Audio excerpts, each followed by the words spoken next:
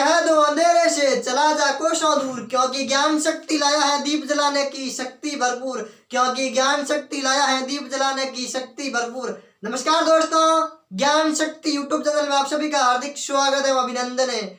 IAS pre की special क्लासें चल रही है जिसमें बौद्ध धर्म के बारे में अध्ययन कर रहे हैं, जिसमें आज बौद्ध धर्म के भाग 13 के बारे में अध्ययन करेंगे। हम बौद्ध धर्म के बौद्ध साहित्य के बारे में अध्ययन कर रहे हैं। बौद्ध साहित्य में हीनयान साहित्य अलग है और महायान का साहित्य अलग है, जिसमें हीनयान साहित्य के बारे में अध्ययन कर रहे हैं। हीनयान साहित्य में बेसिकली महात्मा बुद्ध के महापरिनिर्वाण के पश्चात जो 4 बौद्ध संगीत आयोजित हुई उसमें त्रिपिटकों का संकलन किया गया था। पहली बौद्ध संगीति के समय शुद्ध पिटक और विनय पिटक का संकलन किया गया था और तीसरी बौद्ध संगीति के समय अभिधम्म पिटक का संकलन किया गया था। इन 3 त्रिपिटकों का संकलन का अध्ययन किया जाता है बेसिकली किसमें, हीनयान साहित्य में। तो आज हम पढ़ेंगे अभिधम्म पिटक के बारे में। पिछले वीडियो में हमने पढ़ा था शुद्ध पिटक और विनय पिटक के बारे में। शुद्ध पिटक में बेसिकली बौद्ध धर्म के धार्मिक विचारों एवं उपदेशों का संकलन है। किसमें, विनय पिटक में नहीं है, शुद्ध पिटक में। शुद्ध का मतलब ही धर्म उपदेश होता है और पिटक का मतलब टोकरी होता है। तो शुद्ध पिटक में पूछ ले किसका संकलन है तो बता देना क्या, बौद्ध धर्म के धार्मिक विचारों एवं उपदेशों का संकलन तो है किसमें, तो बता देना शुद्ध पिटक में। और विनय पिटक में है बौद्ध मठों में अनुशासन से संबंधित और बौद्ध मठों की कार्य प्रणाली के बारे में, बौद्ध मठों में रहने वाले भिक्षु भिक्षुणियों से संबंधित, उनके अनुशासन से संबंधित है विनय पिटक में। आज हम पढ़ेंगे किसके बारे में, अभिधम्म पिटक के बारे में। अभिधम्म पिटक बेसिकली तीसरी बौद्ध संगीति के समय संकलित किया गया था और तीसरी बौद्ध संगीति आयोजित कब हुई तो बता देना 247 ईसा पूर्व में सम्राट अशोक के समय आयोजित हुई थी। ठीक है, पाटलिपुत्र के अशोकाराम विहार में आयोजित हुई थी। उस समय संकलन किया गया था किसका, अभिधम्म पिटक का संकलन। तो आज अभिधम्म पिटक के बारे में अध्ययन शुरू करते हैं। तो शुरू करते हैं अभिधम्म पिटक के बारे में अध्ययन।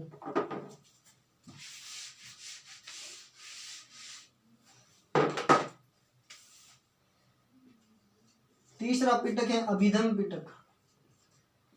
अभिधम्म पिटक, अरे बोलो कौन सा पिटक, अभिधम्म पिटक। तो अभिधम्म पिटक के बारे में आज अध्ययन करेंगे। इसमें देखते हैं सर्वप्रथम तो इसका संकलन किस संगीति के समय किया गया तो बता देना तीसरी बौद्ध संगीति के समय संकलन किया गया था। तीसरी बौद्ध संगीति के समय संकलन किया गया था। तीसरी बौद्ध संगीति के समय, तीसरी बौद्ध संगीति के समय, तीसरी बौद्ध संगीति के समय संकलन, तीसरी बौद्ध संगीति के समय संकलन किया गया था किसका तो बता देना आंसर क्या, अभिधम्म पिटक का। बेसिकली इस समय तीसरी बौद्ध संगीति के समय शासक था कौन, शासक पूछे कौन था तीसरी बौद्ध संगीति के समय तो अशोक के समय, अशोक के समय संकलित की गई थी। और मोगलीपुत्र तीसरे द्वारा संकलन किया गया था। अभिधम्म पिटक का संकलन किसके द्वारा किया गया तो संकलन किसके द्वारा किया गया तो संकलन पूछे कि किसके द्वारा संकलन किया गया था तो बता देना किसके द्वारा, मोगलीपुत्र तीसरे द्वारा। मोगलीपुत्र तीसरे द्वारा इसका संकलन किया गया था। ठीक है, तो वापस सुनो अभिधम्म पिटक के बारे में आपको क्या जानकारी ध्यान रखनी। इसका संकलन हुआ था कब, तीसरी बौद्ध संगीति के समय संकलन हुआ था अभिधम्म पिटक का। शासक पूछे तो अशोक के समय संकलन मोगलीपुत्र तीसरे के द्वारा किया गया। वापस सुनो, शुद्ध पिटक का संकलन किया गया था आनंद के द्वारा, अब विनय पिटक का संकलन किया गया था उपाली के द्वारा और अभिधम्म पिटक का संकलन किया गया था किसके द्वारा, मोगलीपुत्र तीसरे के द्वारा। ठीक है, तो पहली बौद्ध संगीति के समय शुद्ध पिटक और विनय पिटक का संकलन किया गया। शुद्ध पिटक आनंद से संबंधित और विनय पिटक उपाली से संबंधित और अभिधम्म पिटक किससे संबंधित, मोगलीपुत्र तीसरे से संबंधित। मोगलीपुत्र तीसरे के द्वारा इसका संकलन किया गया था। बोलो कोई डाउट है, स्क्रीनशॉट ले लो, ले लिया ना।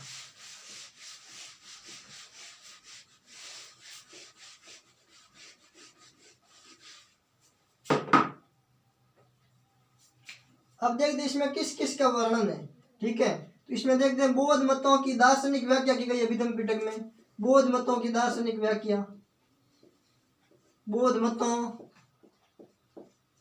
की दार्शनिक व्याख्या। बौद्ध मतों की दार्शनिक व्याख्या किस पिटक में की गई? तो आंसर क्या बताओगे? अभिधम्म पिटक में। बौद्ध मतों की दार्शनिक व्याख्या, बौद्ध मतों की दार्शनिक व्याख्या, ठीक है। बौद्ध सिद्धांत, बौद्ध धर्म के सिद्धांतों का उल्लेख भी इसमें, बौद्ध सिद्धांतों का उल्लेख, सिद्धांत और उपदेशों, उपदेशों का उल्लेख, का उल्लेख, उल्लेख, ठीक है। तो अभिधम्म पिटक में किन किन का उल्लेख है? बौद्ध मतों की दार्शनिक व्याख्या, बौद्ध धर्म के सिद्धांत और उपदेशों का उल्लेख। विशेष रूप से ध्यान रखना, शुद्ध पिटक में धर्मोपदेश के बारे में उल्लेख है, धार्मिक उपदेशों का उल्लेख है शुद्ध पिटक में, और अन्य उपदेशों का उल्लेख है किसमें? अभिधम्म पिटक में। तो अभिधम्म पिटक में किन किन का संकलन किया गया? तो बौद्ध मतों की दार्शनिक व्याख्या का संकलन किया गया था, बौद्ध सिद्धांतों का संकलन किया गया था और उपदेशों का संकलन किया गया किसमें? अभिधम्म पिटक में। और अभिधम्म पिटक के भी 7 भाग है, उनके बारे में दिनकर 7 अन्य ग्रंथ है, उनके बारे में लिखते हैं, स्क्रीनशॉट ले लो, ठीक है।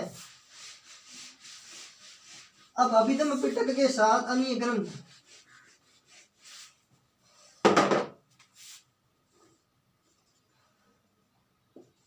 सात अन्य ग्रंथ, 7 अन्य ग्रंथ है किसके? अभिधम्म पिटक के 7 अन्य ग्रंथ हैं, जिसका नाम लिखते हैं। पहला का नाम है धम्म संगिनी, धम्म संगणी, धम्म संगणी। दूसरे का नाम है क्या? क्या बताओगे? विभंग, विभंग। तीसरे का नाम है धातु कथा, धातु कथा।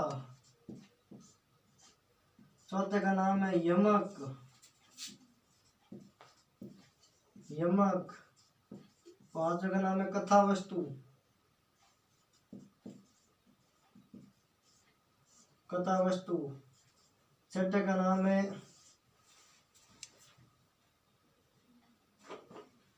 पुगलपंथी,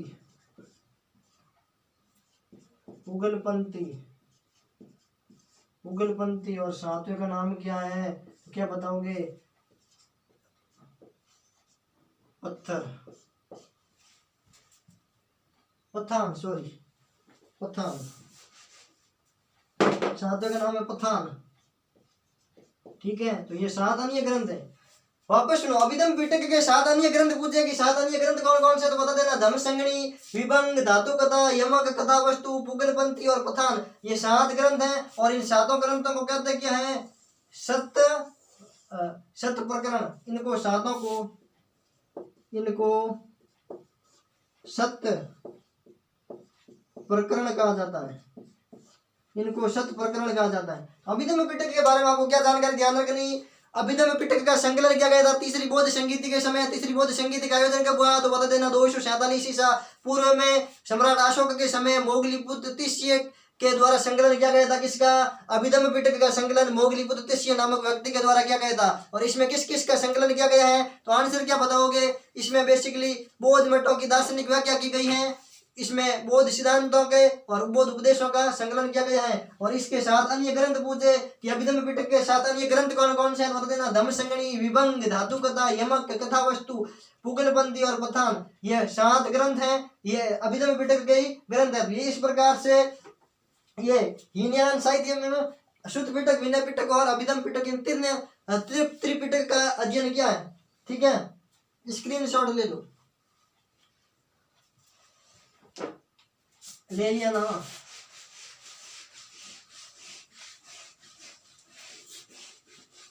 तो त्रिपिटकों के बारे में ये अध्ययन हो गया। एक बार थोड़ा सा और देख लेते हैं। त्रिपिटक, त्रिपिटक, त्रि का मतलब 3 और पिटक का मतलब है टोकरी। त्रि का मतलब क्या होता है? 3। पिटक का मतलब है टोकरी। तो 3 टोकरी, इसके रूप में त्रिपिटक थे कौन कौन से? तो बता देना, शुद्ध पिटक, विनय पिटक और अभिधम्म पिटक। शुद्ध पिटक का अध्ययन किया हमने। और शुद्ध पिटक में किसका संकलन? बौद्ध धर्म के धार्मिक विचारों और उपदेशों का संकलन शुद्ध पिटक में। उसके पश्चात विनय पिटक, विनय पिटक विनय पिटक में किसका संकलन? बौद्ध मठों में रहने वाले भिक्षु भिक्षुणियों के अनुशासन से संबंधित नियम किसमें और उनकी कार्य प्रणाली का संबंध है किससे? विनय पिटक से। और अगला है अभिधम्म पिटक। अभिधम्म पिटक, अरे बोलो कौन सा पिटक? अभिधम्म पिटक। अभिधम्म पिटक, अभिधम्म पिटक में किसका उल्लेख? तो बता देना क्या? बौद्ध मठों में धार्मिक दार्शनिक व्याख्या का उल्लेख है। बौद्ध धर्म के दार्शनिक व्याख्या का उल्लेख है किसमें? अभिधम्म पिटक में। तो ये त्रिपिटक हो गया। इन दोनों का तो पहली बौद्ध संगीति में संकलन हुआ था। प्रथम बौद्ध संगीति में संकलन, प्रथम बौद्ध संगीति में संकलन, प्रथम बौद्ध संगीति, प्रथम बौद्ध संगीति में संकलन, प्रथम बौद्ध संगीति में संकलन किन किन किन पिटकों का बात बता देना? श्रुत पिटक और विनय पिटक का संकलन तो प्रथम बौद्ध संगीति के समय, और अभिधम्म पिटक का संकलन हुआ था तीसरी बौद्ध संगीति के समय। तीसरी बौद्ध संगीति के समय, बौद्ध संगीति के समय, तीसरी बौद्ध संगीति के समय किसका संकलन? अभिधम्म पिटक का, विनय पिटक का और शुद्ध पिटक का संकलन प्रथम बौद्ध संगीति में। स्क्रीनशॉट ले लो।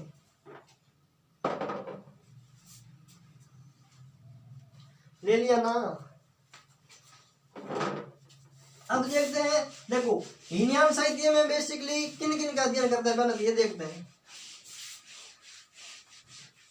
त्रिपिटकों का अध्ययन के साथ में कुछ ग्रंथ है उनका भी अध्ययन करते हैं। हीनयान साहित्य, हीनयान साहित्य, हीनयान साहित्य, हीनयान साहित्य में किन किन का अध्ययन करते हैं? तो किन किन का बताओगे? एक तो करते हैं त्रिपिटकों का अध्ययन, त्रिपिटक का अध्ययन करते हैं। त्रिपिटक में कौन कौन से? शुद्ध पिटक, विनय पिटक और अभिधम्म पिटक। और कुछ ग्रंथ है अन्य ग्रंथ, अन्य ग्रंथ में है क्या? मिलिंदपनो, मिलिंदपनो, एक का नाम है दीपवंश, एक का नाम है महावंश। ठीक है, इन ग्रंथों का भी अध्ययन करते हैं। ठीक है, त्रिपिटक में तो गए शुद्ध पिटक, विनय पिटक और अभिधम्म पिटक। अभी लिखा है शुद्ध पिटक, विनय पिटक, विनय पिटक, अभिधम्म पिटक, अभिधम्म पिटक। इन तीन पिटकों का अध्ययन कर लिया, मतलब त्रिपिटकों का अध्ययन कर लिया। अब देखते हैं मिलिंदपनो, दीपवंश और महावंश, इन तीन ग्रंथों का अध्ययन करते हैं अब शुरू। ठीक है, तो स्क्रीनशॉट ले लो। इनके हीनयान साहित्य में किन किन का अध्ययन करते हैं, किन किन ग्रंथों का अध्ययन करते हैं तो बता देना। त्रिपिटकों का अध्ययन तो करते ही है, इसमें तीन ग्रंथ और भी हैं, मिलिंदपनो, दीपवंश और महावंश का भी हीनयान साहित्य से संबंध है। ठीक है ना, स्क्रीनशॉट ले लो।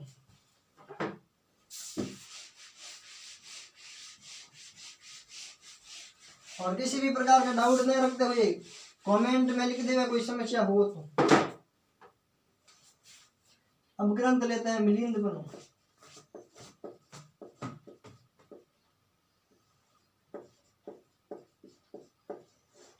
मिलिंदपनो, ठीक है।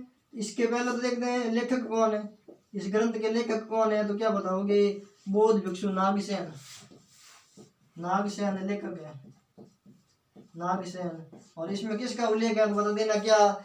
ईसा की प्रथम और दूसरी शताब्दी में भारतीय जनजीवन पर प्रकाश डाला गया है।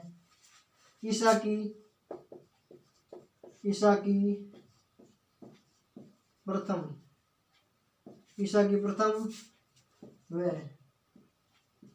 दूसरी शताब्दी, ईसा की प्रथम व दूसरी शताब्दी में के समय, ईसा की प्रथम व दूसरी शताब्दी के समय भारतीय जनजीवन पर प्रकाश, भारतीय जन जीवन के विषय पर प्रकाश डाला गया है। ठीक है, क्या बताओगे? मिलिंदपनो नामक ग्रंथ के लेखक पूछे तो नागसेन बता देना। ये बौद्ध भिक्षु थे। नागसेन कौन था? एक बौद्ध भिक्षु था। अरे कौन था नागसेन? बौद्ध भिक्षु। और भिक्षु कौन? जो बौद्ध धर्म के वे अनुयायी जो सन्यासी जीवन व्यतीत करते हैं वो भिक्षु। ठीक है, तो इसमें ईसा की पहली और दूसरी शताब्दी में भारतीय जनजीवन के विषय पर प्रकाश डाला गया है। किसमें? तो बताओगे किसमें रे? किसमें बताओगे? मिलिंद बनो नामक ग्रंथ में। स्क्रीनशॉट ले लो। अब देखते हैं इसके बाद और आगे। और इसी ग्रंथ में यूनानी शासक मिनांडर और बौद्ध भिक्षु जो इसी किताब के लेखक हैं नागसेन के बीच हुए बौद्ध मतों पर वार्तालाप का भी उल्लेख है। यूनानी शासक मिनांडर व बौद्ध भिक्षु नागसेन के मध्य बौद्ध मतों पर ये वार्तालाप का उल्लेख किसमें? मिलिंद वनों में। ये देखो, यह यूनानी शासक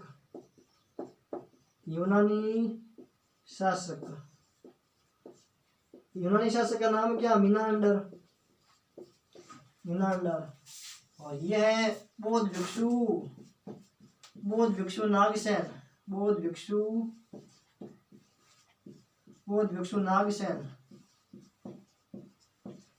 नागसेन व यूनानी शासक मिनांडर के मध्य वार्तालाप, बौद्ध मतों पर ये वार्तालाप, बौद्ध मतों पर वार्तालाप का उल्लेख है इस ग्रंथ में। वार्तालाप का उल्लेख, ठीक है। तो मिलिंद वनो ग्रंथ में बेसिकली क्या क्या जानकारी ध्यान रखनी है? इसके लेखक पूछे तो बता देना क्या? नागसेन। और इसमें ईसा की पहली और दूसरी शताब्दी में भारतीय जनजीवन पर प्रकाश डाला गया है।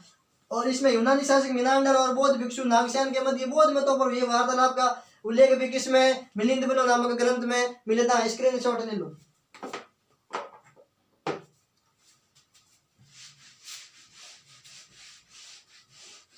अगला ग्रंथ है दीपवंश। अरे बोलो कौन सा ग्रंथ? दीपवंश। दूसरा लेते हैं दीपवंश, ठीक है। दीपवंश के बारे में क्या जानकारी ध्यान रखनी है? इसमें द्वीप का अध्ययन किया गया। सियल द्वीप श्रीलंका के बारे में प्रकाश डालने वाला पहला ग्रंथ पूछे तो दीपवंश। ये चौथी ईसा की 4वीं शताब्दी में इसका उल्लेख मिलता है। ईसा की चतुर्थ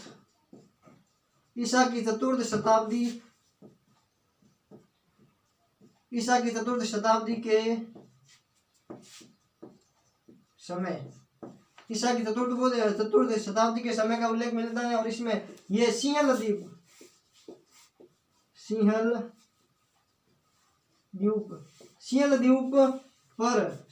मतलब श्रीलंका पर प्रकाश डालने वाला प्रथम ग्रंथ। सियल द्वीप पर प्रकाश डालने वाला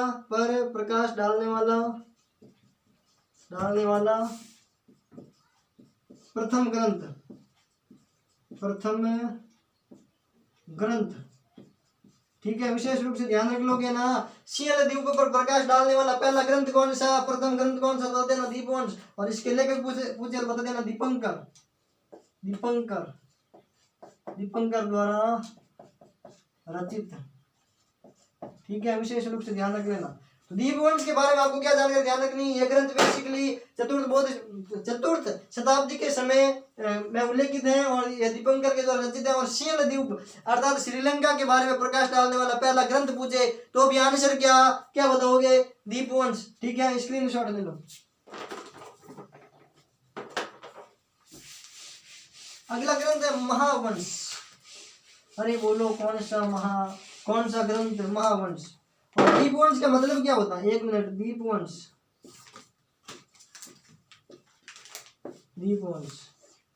दीप का मतलब क्या होता है? द्वीप होता है ना जो चारों ओर से जल से घिरा हुआ, ज्योग्राफी में पढ़ते ही हो। दीपवंश, द्वीप का इतिहास,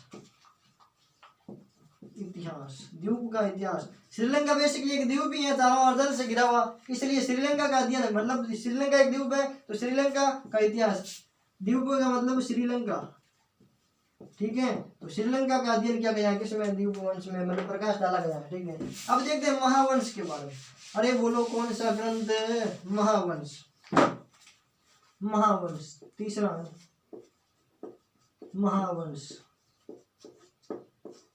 महावंश के बारे में ये 5वीं 6वीं शताब्दी का ग्रंथ है। 5वीं 6वीं शताब्दी का ग्रंथ 5वीं 6वीं शताब्दी का ग्रंथ है और इसमें बेसिकली मगध के शासकों की कर्म अनुसार सूची मिलती है। ठीक है,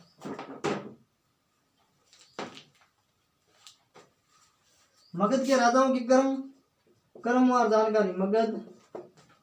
मगध के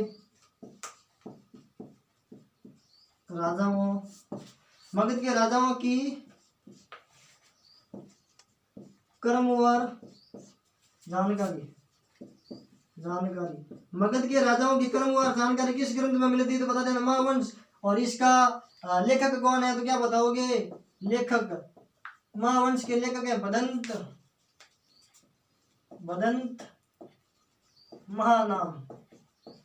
बदंत महानाम इसके लेखक है। ठीक है, तो क्या क्या जानकारी ध्यान रखोगे? महावंश के बारे में इसके लेखक पूछे तो बदंत महानाम 5वीं 6वीं शताब्दी का ग्रंथ है और मगध के राजाओं की कर्मवार जानकारी भी मिलती है।